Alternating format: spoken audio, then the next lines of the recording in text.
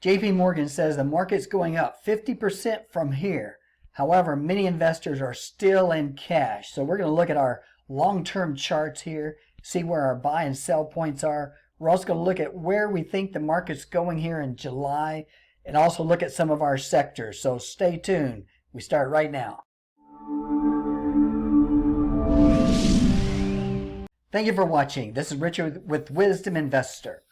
We're going to talk about the markets here today, when to get involved in this market if you're sitting in cash right now, and we have lots of good details. Stick with us for the entire episode. As we said, there's a lot of folks in cash. JP Morgan says stocks will climb nearly 50% as investors flee low returns in bonds and cash. Wall Street Journal says investors are sitting on the biggest pile of cash ever. U.S. investors have piled $1 trillion into cash during coronavirus lockdown, but UBS says rushing to the excess and abandoning the markets is not the answer. So there you have it. Lots of folks are in cash. Now we're going to take a look at our long-term charts here first. Then we're going to look at our sectors. We're going to see where the market's going into July, and also look at our buy and sell points here. So let's get started here.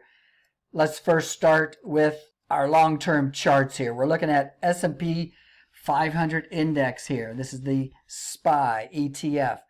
The red line here is the support. This is a weekly chart. We're holding above the buy points as of right now. For some reason we dropped below 295 on the SPY, then we're going to call that negative. Above 295 is a good place to start adding. Now we're going to look at where we think we're going to be in July here. This isn't necessarily a place to go all in. This would be more of a dollar cost average. So if you had 10,000, you'd put maybe 2,000 or 3,000 in. Let's go down and take a look at Dow Jones Industrials ETF DIA. We're above the buy point here right now. Break below 245. That's about 24,500 on the Dow Jones. So we can start adding in this area at this point. Again, small amounts right now.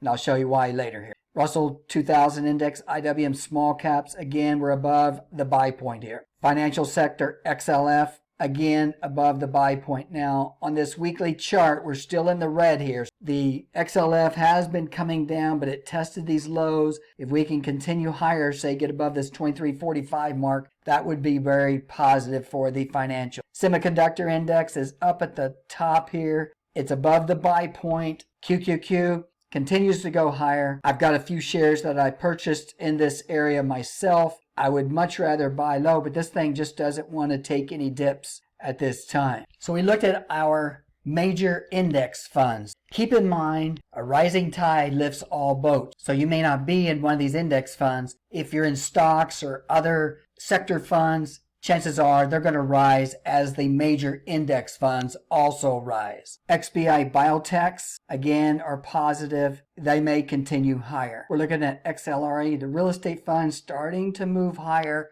We've had some good reports on home sales, and the price of homes continue higher. So that could be a possibility here. XHB, home builders, starting to move higher. So this is a good buy point for XHB. XLV is the medical sector fund for the S&P 500. It's moving higher. We're getting a buy point on this. XLU utilities, IYT transports starting to move higher. XLE oil, ETF, energy sector holding support here, could very well move higher.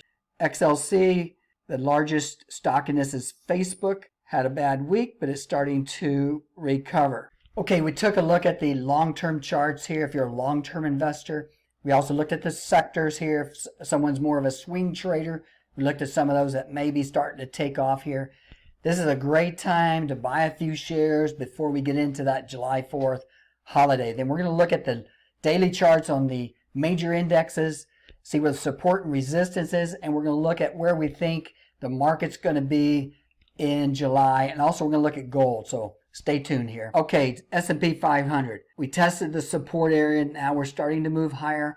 On our 320 crossover, we're getting a positive crossover, and many of our technical indicators here are starting to move back up. So that's good for at least the short term. So right in this area is a good place to start adding some shares. QQQ, NASDAQ 100. never really broke support areas, came down to support, bounced off. Now we're back up to resistance. I think this is going to continue higher. We did get some breakouts on Microsoft, Apple's right at resistance areas. Shares in the technology QQQ probably can't go wrong. IWM small caps, it's a good place here right now. We came down, never really came down to support, started to surge higher the last couple of days. We're right at the 250-day moving average, and it's acting as support right now, but this looks like a buy point also.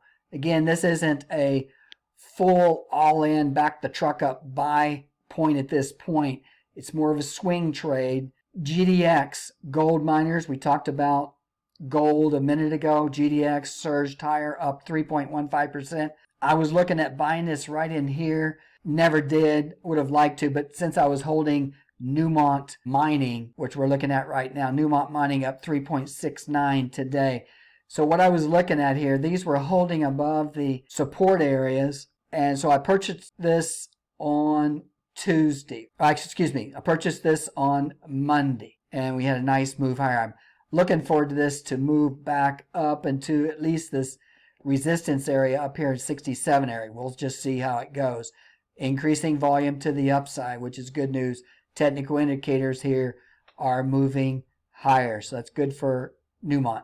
There's other gold stocks. Let's look at GDX here. Newmont Mining, also Barrick Gold taking off. Franco-Nevada looking good. Wheaton Precious Metals good. Any of those are real good. I thought about picking up one or two of those, but I just went with one for right now. Article out of Investors Business Daily. IBD 50 stocks to watch. Franco-Nevada near buy point as gold prices hit highs. Let's look at the top 5 stocks in the QQQ. Again, got Microsoft breaking over resistance areas, and we have Apple holding right at resistance. Amazon's coming right up into the resistance areas too. Good chance, if there's not any sellers out there, these stocks are going to move higher, as well as Google, and Facebook is recovering from this drop to the downside. We're going to take a look at where we think we're going to go in July based off of past history. This is the Dow Jones Industrials. This is a 1-year seasonal pattern based on 80 years of pricing in the Dow Jones Industrials. We just finished this low in July. We just finished this low point. Here we are in late June, starting to move up. The history on the Dow Jones Industrials is around July 21st or so. Again, this is not an exact date. This is just past history put together over 80 years, what Dow Jones typically does, but usually peaks out about the 3rd week of July. Then we start to head down into October.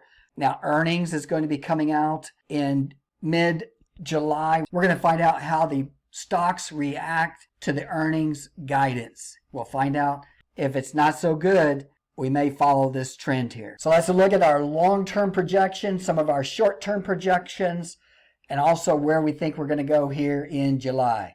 Thanks for watching. Leave a comment if you have any comments.